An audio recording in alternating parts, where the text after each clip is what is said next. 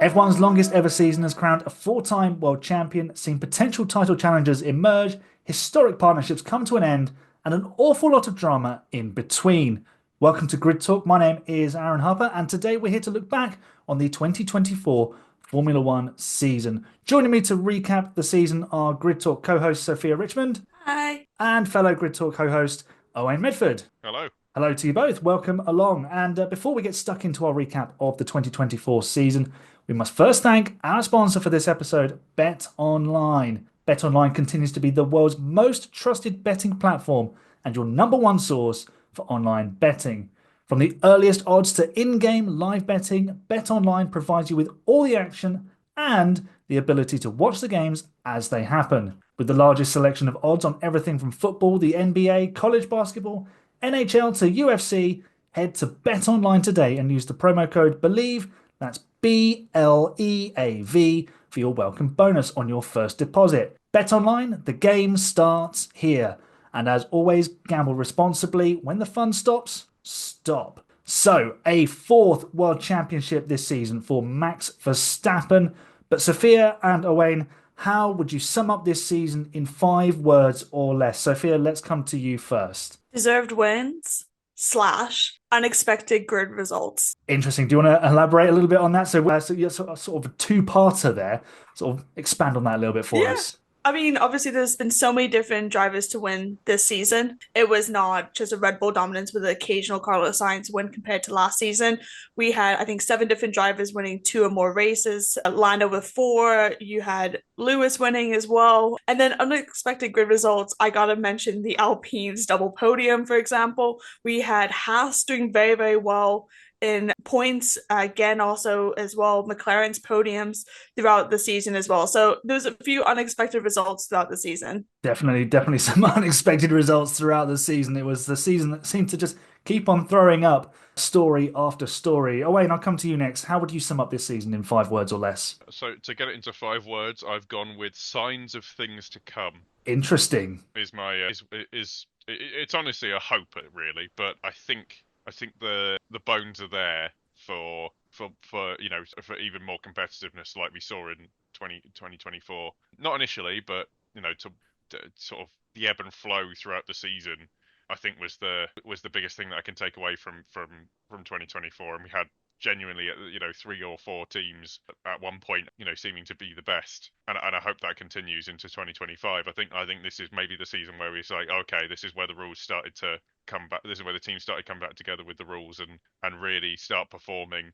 I mean, we're looking at down the barrel of that. Almost sounds like a bad way, but we're looking at even having 3 teams in 3 to 4 teams in contention for the world championship next year, assuming we don't see the sort of reset we've seen in the last couple of seasons. But hopefully this is the point where it all starts to converge like the rules are intending. Yeah, absolutely. And it's such a shame that they're going to change the rules at the end of 2025 because everything will be out the window.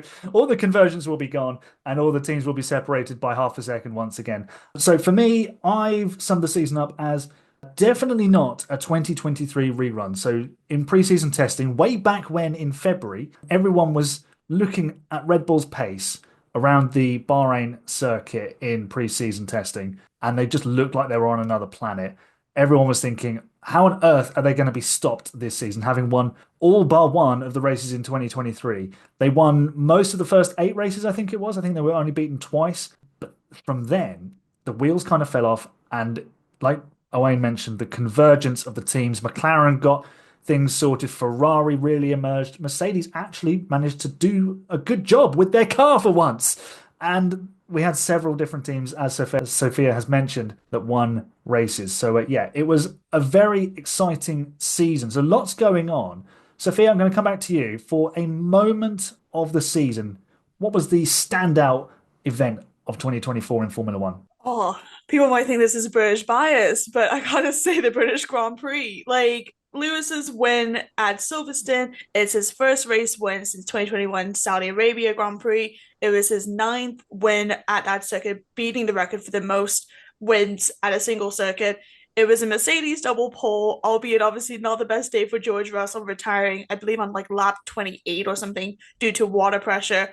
And then also, Lewis was the first driver to actually win a race after 300 Grand Prix starts, which is something that no other driver who has surpassed over 300 races has done. So it was a great feat because, like I said, at that time, Mercedes was still kind of down and out. We were talking about it throughout leading up to the British Grand Prix, saying, like, what's going to happen to Mercedes? And then out of the blue, Lewis wins. And especially given it's his last season with Mercedes, he's done so much with that team over the many years. And to do it on home soil as well was definitely something to watch. Like, I think that was probably one of the best races this season by far, and definitely will be watching it during the break when I'm missing F1 racing. Absolutely. I mean, if he doesn't go on and get the eighth world championship when he joins Ferrari, that's probably moment of the decade for Lewis Hamilton fans because it was a terrible 2.5 years of not winning for Lewis, and he doubted himself, he questioned himself, but he proved that he could still do it, and he obviously went on to win again in Belgium, and I'm sure he will win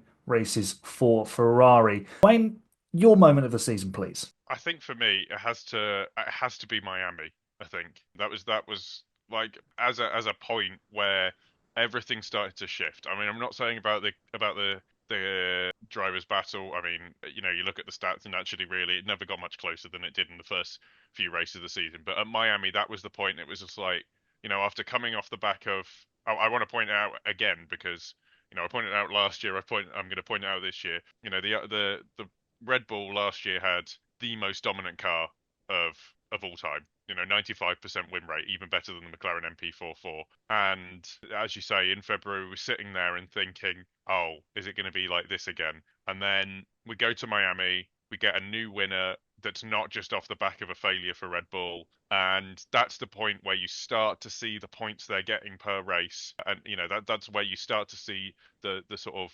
sure-footedness of Red Bull start to fall away as the performance of the other teams just starts to come into its own.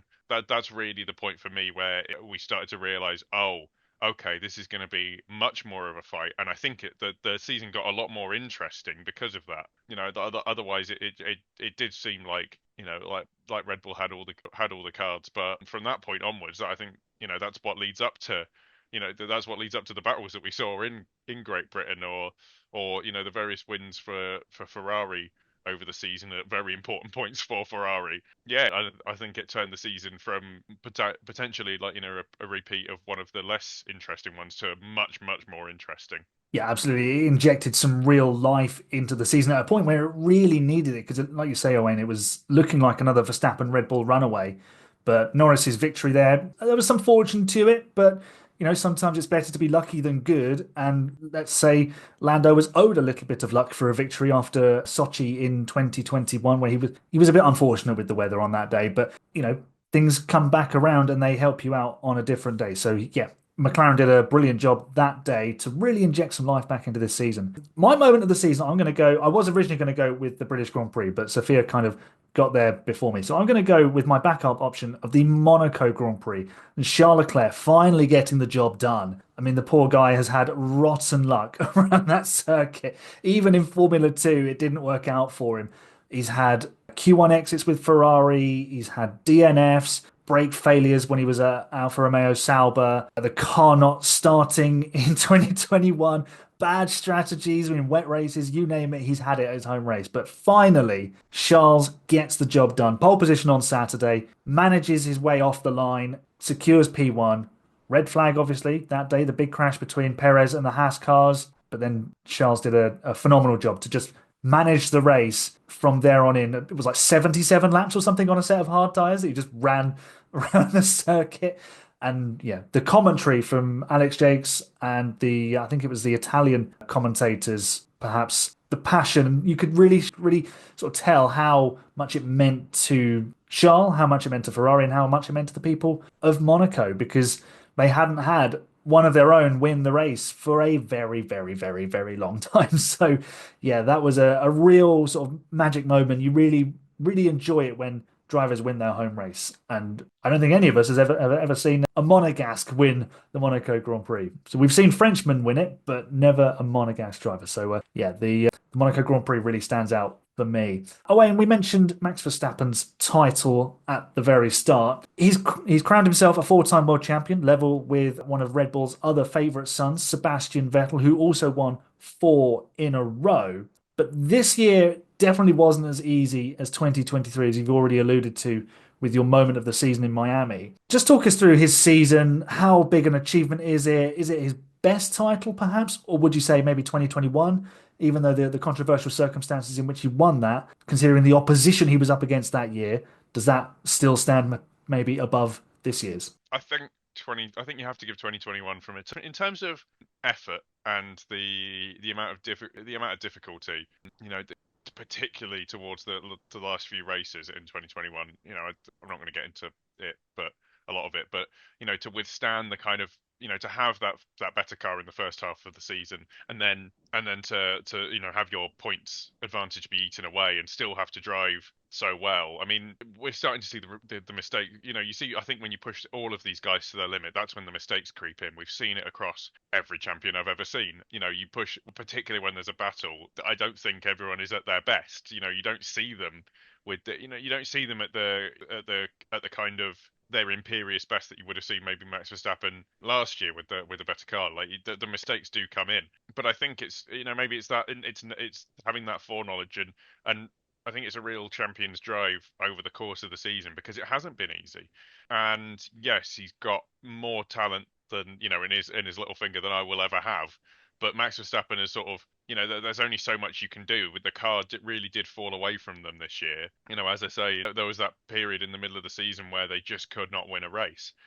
From sort of Austria onwards. I mean, Austria obviously was kind of the inflection point for some of the collisions between Lando and Verstappen this year. But I think that's because of he was having to fight so hard. He was having to get scrappy, and I think sometimes you do have to do that. And it was just eking down the points and making sure the bulk of the work was done in that first third of the season to get enough wins to get that points advantage such that he could weather the storm. And I think it's the other thing you have to learn. You don't have to win every race. You don't have to win. I think I've said before that they have to teach it to Fernando Alonso, and I think they do have to teach it to all of these very, very fast guys that you don't win it on the days you win. A lot of the time you win it on the days you come second or third, or just getting enough points just to minimize that difference. And ultimately it meant that he never, the closest anyone ever got was Ferrari back in the early stages of the season, and that was it. But he, like I say, he put a champion's drive in, and even though they didn't tend to, they got overtaken in the teams points and things like that. And Red Bull did an absolutely astounding job of just maintaining their way right to the very end and seeming to do a couple of races before the end. Yeah, it was definitely a very interesting sort of mental battle, I think, that Max Verstappen found himself in. It wasn't like it was direct on the track against Lando Norris and Charles Leclerc and the other drivers, but in the actual championship standings, he had such a buffer. It was just, like you say, about managing that points gap and making sure he didn't lose too many points. And I think that's the thing that really stands out for Verstappen this year is he's starting to learn that Lewis Hamilton approach. Take the third place, take the second place when it's on offer. Don't just try and win because you desperately want to win. You need to do the whole season as a package. It's not win, win, win, win, win, win at all costs. It's take everything that you can get, maximize every single opportunity that you have. And 24 races is a long old season. There is a lot of opportunity to gain. There is also a lot of opportunity to lose. He was very fortunate to gain 10 points, I think, in Austria when he and Lando had that initial collision, and we saw him get penalised and lose points as a result later in the season for some of his defensive moves. But yeah, I don't think that takes away from his title. He's put a wonderful season together, but he will be up against it next season. He's going for 5 in a row, and that leads me very nicely onto this part of the podcast. If you're enjoying season review, why not leave us a 5-star review on Apple Podcasts or on Spotify? It really helps us out, and we would love to hear from you. Let us know what your moment of the season was. And also, if you're one of the 72% of people who aren't yet subscribed to us on YouTube, what are you doing? Leave us a nice big thumbs up and smash that subscribe button. You'll be the first to know when each weekly episode is released and when we go live for race reviews. So yeah, that was I think a lovely little segue. I think you'll agree, Sophia. Owain touched on Lando Norris. This was the season where he really emerged and became that title contender we all kind of knew was there. The speed, the talent was all there. It was about pairing that up with the car and seeing how he would fare. And I think, barring a few mistakes, I think he's shown that he can put a title bid together. Whether he's quite ready to win and become world champion is still potentially up for debate. But talk about his emergence as that title contender, obviously having that breakthrough win in Miami. And I think that really was, that got the monkey off the back, sort of, so to speak. And he kind of ran from there, didn't he? Yeah, I mean, that was kind of the catalyst of McLaren kind of coming into play with the constructors and even obviously Lando and even Piastri's kind of driver career as well. 4 wins. The only thing I think is probably something that obviously does need to be mentioned is the poles to wins conversion and the running joke about Lando on pole losing pole P1 at turn one. He did it quite often as well. Like, I believe he had 2 poles to win, which was great, but he had a lot of poles where he just lost it because, again, he had a great time off the line, but the cars around him were a lot better in some cases as well. And so it didn't equate to race win. It was only 2 times that actually did happen out of his 4 wins of the season. It's interesting as well because you get to see him as a dominant driver, but then you also saw him as a team player throughout the season. For example, the sprint race, giving Piastri the win over himself, obviously letting the papaya rules, obviously that's kind of another kind of topic to discuss on, but we can see that he is in good contention for sure. I think maybe next year, it's hard to say. It also depends on how the car is. 2026 as well, that's also a very big unknown because of the new regulations and development as well. It might be that they turn into Mercedes when the new development comes in and not perform well. It has happened. So I think if there's any other year, it has to be this upcoming season, I think, for Lando because of the unknown and uncertainty that we don't see right now leading up to 2026. Another cool fact as well, I think this dates back since 2018, is the driver who wins Abu Dhabi wins the world championship the following season. So that is a good feat and hopefully another stat that actually works and continues is not broken by Max or whoever drives. But Sorry to interrupt you there. I also saw another stat that said the driver who's finished second in the championship since 2021 has not won a race the next season. So that was Lewis, Charles Leclerc, and Sergio Perez. So you've got two conflicting statistics here, Sophia. I will go back to the 2018 one because that stands a lot longer than, mind you, it's only 2 drivers. It's Lewis and Max, but it's still valid because it lasts us for so many more years. There's so many different weird ones. Obviously, we've talked about the season about the different curses and Monaco curse, for example, Max's win curse as well, and bits and pieces. So there's so many different ways that you can spin it as well. But I think I'm looking forward to seeing how McLaren do for this upcoming season. I think it's going to be very key in the testing and development leading up to this season. I think looking at that dynamic coming into next year as well, because they both had good race wins, both in the sprint and in the Grand Prix, and have drove very well with each other. They've not had any accidents from off the top of my head compared to Mercedes, compared to Red Bull, compared to, we'll go Alpine as well in that conversation. So I think they're actually quite good together as well. So it's going to be who's going to get ahead of the other. And if they are both battling for the drivers championship, who has the higher role? Who's number one driver? Because they say, like, obviously the papaya rules, they say they don't have a number one driver, but everyone knows there's always a number one driver in any of the teams. So it's quite crazy to see. And I mean, going back also to Hungary, I was there. I wasn't at the Grand Prix, but I was literally there in Hungary on the race weekend for a different sporting event. And the atmosphere of seeing a good Oscar winning and then also just McLaren kind of coming into the fact of being good contenders as well was just an amazing thing to see throughout in Budapest and the different cities around. But I'm excited to see Lando. I think definitely P2, hopefully the World Drivers' Championship, though. That's the top goal. I mean, the way McLaren managed their drivers was a big talking point throughout the season. Well, from the second half of the season, from Hungary onwards, wasn't it? Do you think they got it right this season? Do you think that will be able to stand the test of Piastri and Norris being in contention for the Drivers' Championship next season? Obviously, infamously, 2007, Lewis Hamilton and Fernando Alonso at McLaren, and that all blew up in their faces. Obviously, completely different set of management personnel and the drivers' personalities perhaps as well in their different points in their career. But we've seen it go very wrong for McLaren before when they've had two top drivers. Do you think next season they can withstand that and sort of give both drivers the best opportunity? I mean, I think so. We also someone that we've not even mentioned is Andrea Stella as well. His management style and how he works with his drivers and his team in general has been great. You can see how much of a shift it has been over the years of McLaren as well. And like that was something that no one really has been speaking about is the dynamic of Zach Brown and Andrea Stella in the development of the McLaren team from inside out.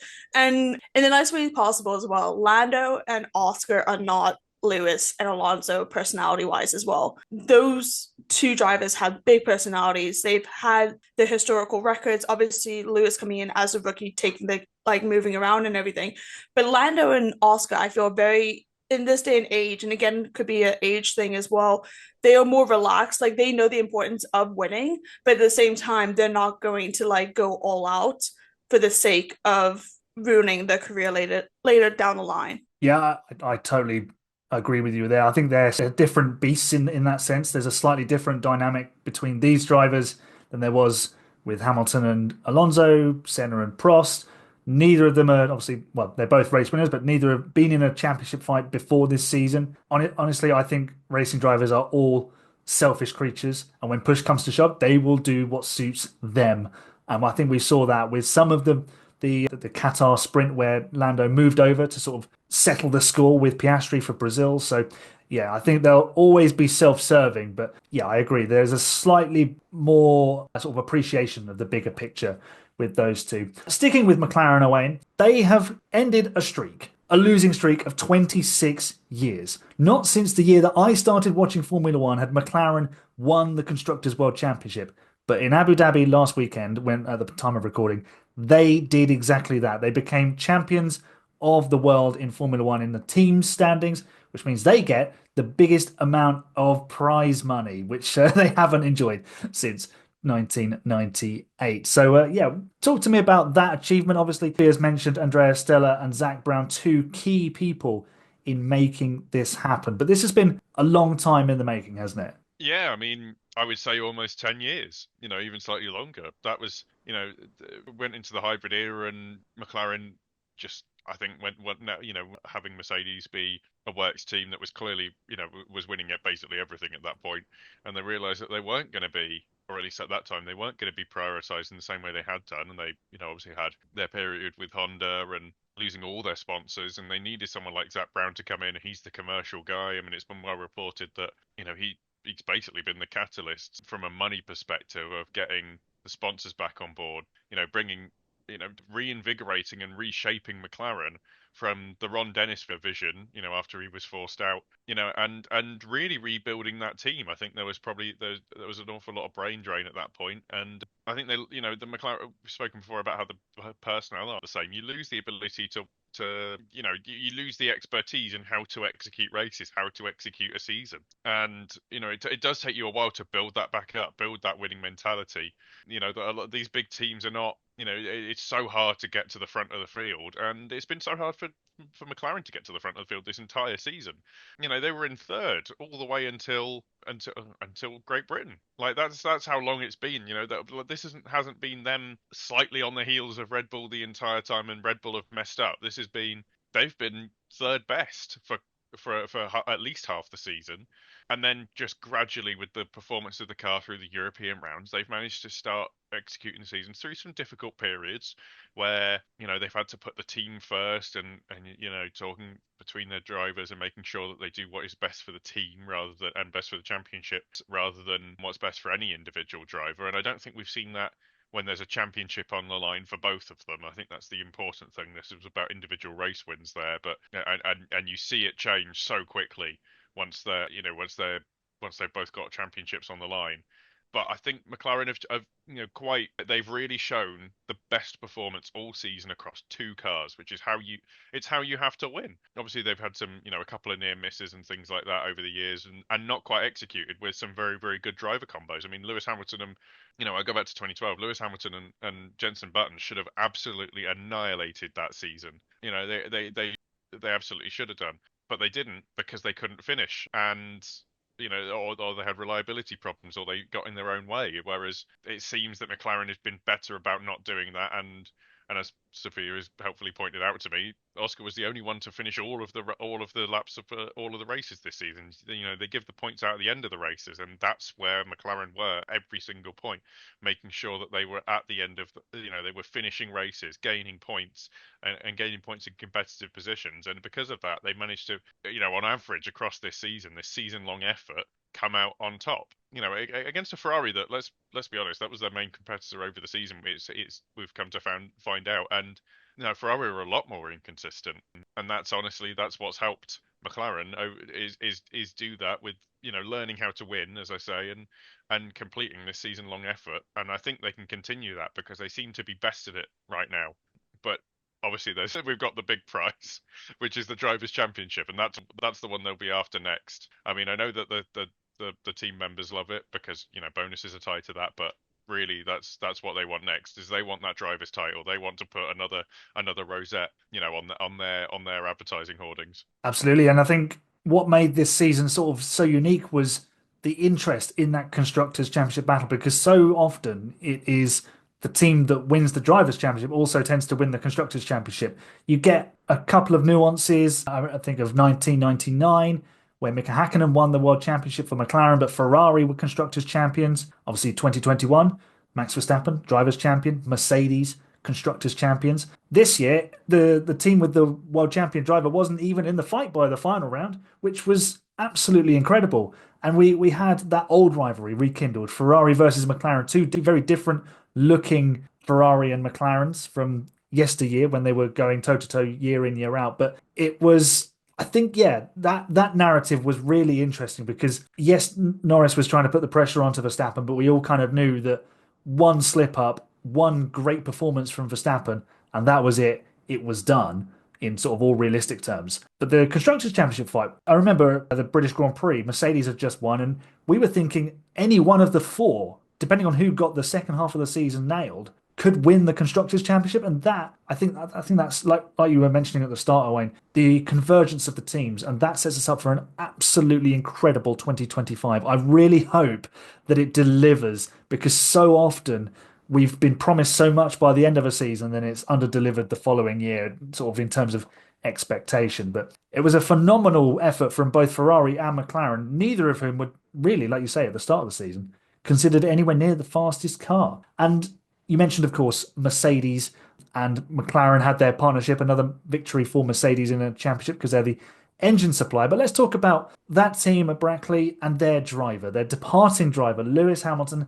He closed out 12 years with the team, Sophia. Obviously, we had the moment at Silverstone, very emotional. We had the sort of handed win at Spa that he maybe should have won on track. George Russell disqualified for being underweight in that race. But Lewis has performed very well at times, but at other times he's looked completely lost, which we've not seen very often in his Formula One career. He's been so good at getting on top of cars and dragging results out of them. But this one was really tricky for him to tame.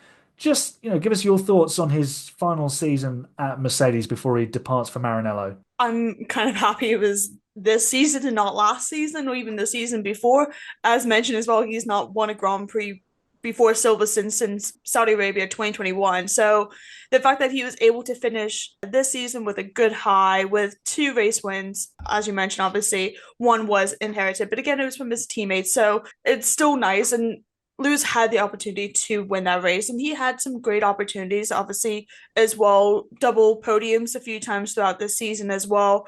I think 84 wins out of the 12 years he's been with the Mercedes as well. And he's done so much in this sport and what he's done with Mercedes and the growth as well. Like, that is the longest driver team partnership as well. It was interesting watching it back at Abu Dhabi and seeing like the last radio messages, and they even had a screen displayed on, like, it was like mode 44 strat 12 or something like that, which was really cute, obviously, when it came to the numbers, and something to do with 7 as well.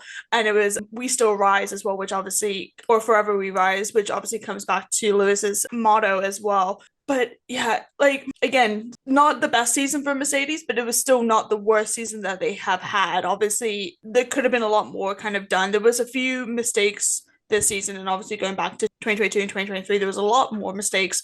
But I think this also kind of has shown him in different ways, because everyone was like, oh, when going back like a couple years ago, everyone was like, oh, it's the car. Like Lewis is a great driver, don't get me wrong, but it's also the car. Like it's just the winning formula. And then obviously when the car has not been very well, he has still shown that he can still drive, and he's done the work. He has taken the hits of not winning races for the better of the team, and like supporting obviously the development of the car, and also supporting George as well, moving into Mercedes from Williams as well. And like that relationship, it's weird to think him in a Ferrari. I mean, I've been watching the sport for about 12 years as well. So like I've only really seen Lewis in a Mercedes kind of involvement. So again, moving to Ferrari, it was bound to happen as well. Everyone's a Ferrari fan.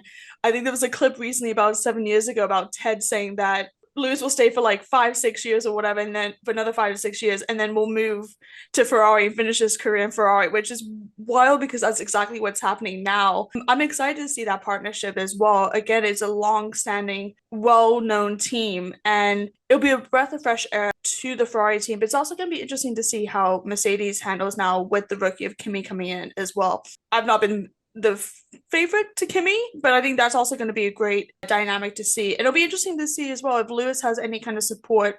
Obviously, he won't be really involved in Mercedes side now that he's with Ferrari, but obviously looking up to having a young driver replacing him as well, there definitely has to be some kind of mentorship to an extent of where it's possible. But the partnerships that he's had over the years and the development he's also done outside the track with Mercedes, Mission 44, obviously Mercedes doing a lot more noticeable charitable work outside of the track as well, has been a great feat to see from the backing of Lewis.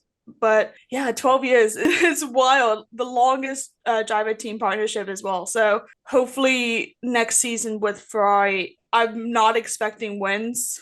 I will be honest. I'm expecting race wins, but I don't think World Championship is on the cards for this. But I do think he can win his 8th title before he does retire. I think that is definitely possible. I just don't know which car he'll be in. Yeah, I think honestly it was a season for Lewis that peaked and troughed, and I don't think it was quite the one he envisioned once he signed that contract with Ferrari. But that's the nature of sport. So let's wrap this conversation up then with a question for all of us. What will the 2024 season be remembered for when we look back in 5, 10, 15, 20 years' time? So, Owain, I'm going to come to you first on this one. I think the thing I'm going to remember it most for, I mean, it would be easy to give the cop-out answer and say if 2025 is nice and competitive, and we have the battle that we hope that we get between 4 different teams, then it would be remembered as the start of that. But I'm not going to go with that. I think that's a little bit of a cop-out. And instead, I think I'm going to remember it instead for. I mean, you have to remember it for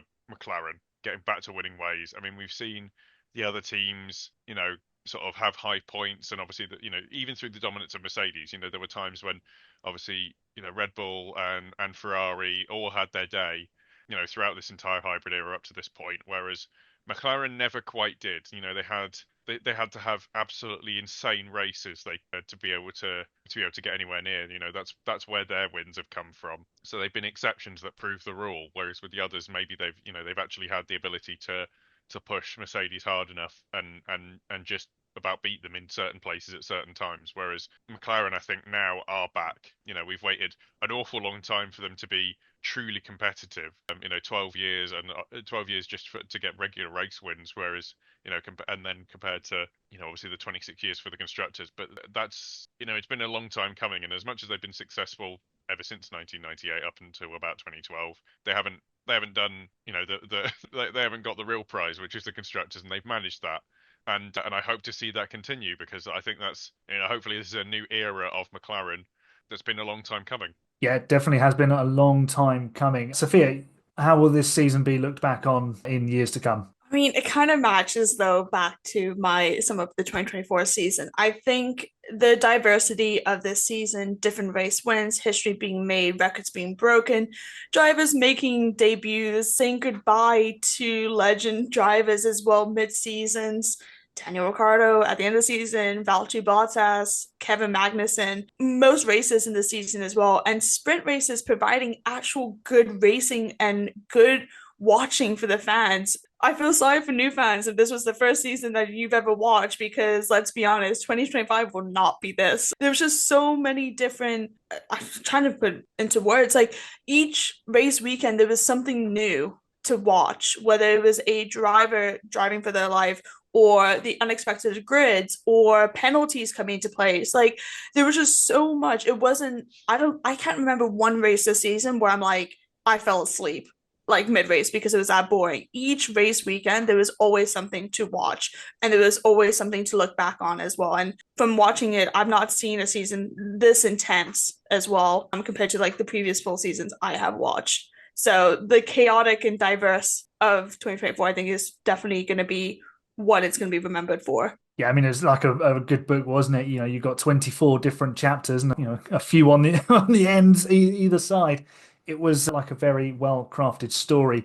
For me, I'm going to sort of stay on the McLaren theme here. I think this is going to be looked back on in one of two ways. It's either where Lando Norris emerges as a title challenger and then goes on to become a world champion, or it's Oscar Piastri who wins his first races, then goes on to become a dominant force because that boy is good. But they're in the same team. This is why I posed the question to you earlier, Sophia. They're in the same team. Only one of them can become world champion. So who will it be? Will it be either of them? I mean, it's just such a fascinating story. I think in some ways it'd be quite fun if McLaren had by far and away the fastest car for 2025 and we just had like a Mercedes sort of thing where it was Hamilton and Rosberg, but this time it's Norris and Piastri. I think that would be very, very enjoyable because they're both hard racers, but you've also got this sort of dynamic where neither one of them really wants to lose to the other driver. So yeah, it would be interesting to see them to sort of push their sort of partnership to the limit, I think. I think some people may jump at the sort of Lando's too nice sort of thing, but he's shown he can get his elbows out. But Piastri, I think, is just so unflappable. He'd be very difficult to sort of upset and sort of throw off of his step. So yeah, that two storylines out of so many that we need to watch for in 2025 and beyond. Yeah, Sophia and Owain, thank you so much for that. Sophia, an opportunity for you to promote F1 Chronicle, please, if you will. Tell us all about that.